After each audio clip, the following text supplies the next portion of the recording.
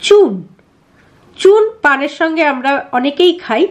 এই চুনের প্রচুর উপকারিতা রয়েছে, এটাও আমরা জানি।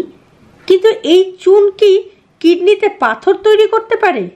বলবো, কিন্তু তার আগে বলি নমস্কার। আপনার একান্ত প্রিয় পরিবার কলকাতা ক্যানভাসে আপনাকে স্বাগত জানাই।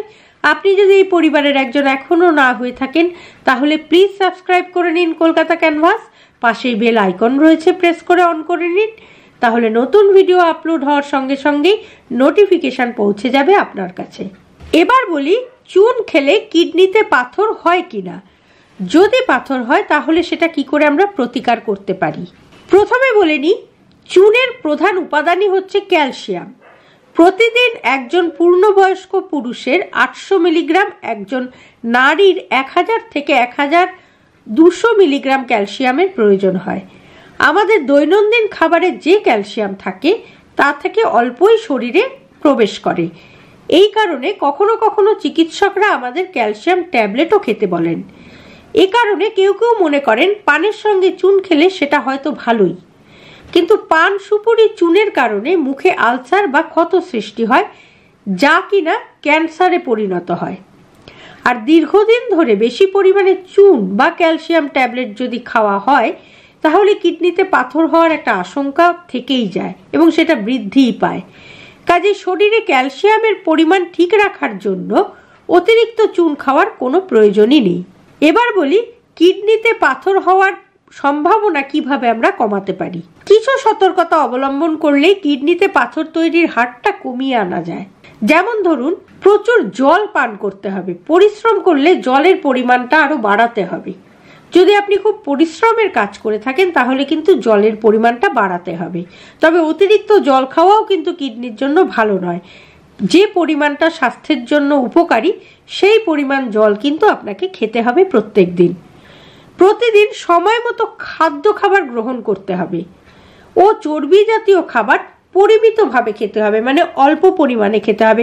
অতিরিক্ত মাত্রায় চর্বি জাতীয় খাবার খাওয়া যাবে না এবং খাবারের একটা সময় ঠিক মতো রাখতে হবে।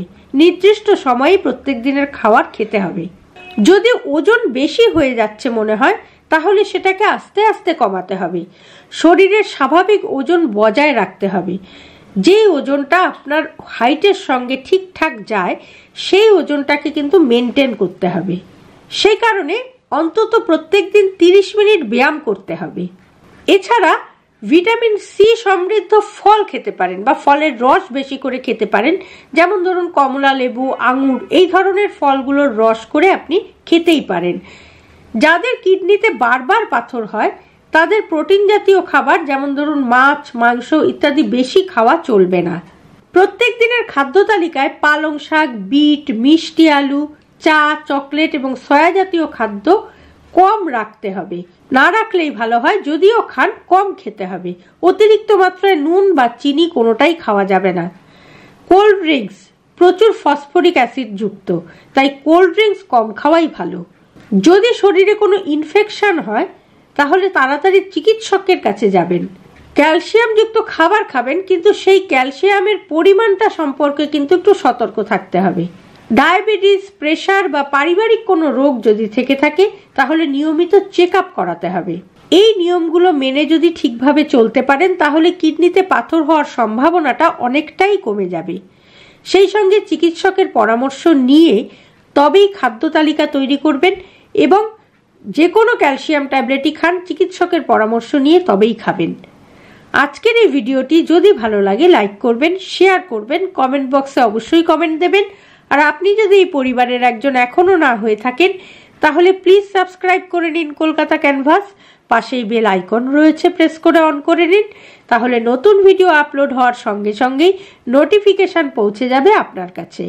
ভালো থাকুন, সুস্থ থাকুন এবং নিজেকে সুস্থ রাখতে, কিডনিকে সুস্থ রাখতে অবশ্যই নিয়ম মেনে চলুন এবং সঙ্গে রাখুন, দেখতে থাকুন আপনার একান্ত প্রিয় পরিবার কলকাতা ক্যানভাস। নমস্কার।